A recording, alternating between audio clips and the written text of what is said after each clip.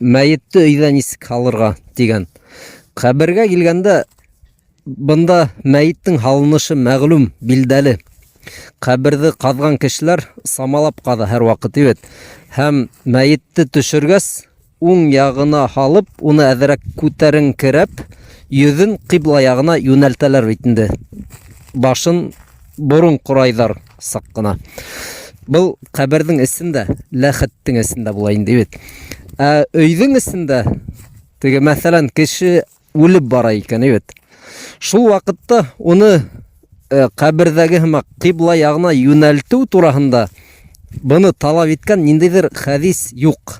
Чөнки Пәйгамбәрбез саллаллаһу алейһи ва саллям үзенең өендә үлгән һәм уның шул вафат иткән һәр бер хәрәкәте, һәр бер секунды тип әйтерлек истә калган сахабаларның шул заманда нимә эшләнгән, нимә кылынган, булар бөтәһе билдәле һәм ниндидер шуга охшаш талап әйтелмәгән.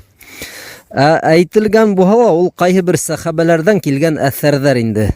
Мәсәлән, Умар радиллаһу анһу әгәр теге миңа вафат килә башлаһа, мине бор тип улынан һораган бит. Бу сахабаларның иҗтиһады, фикере, кәңәше, теләге.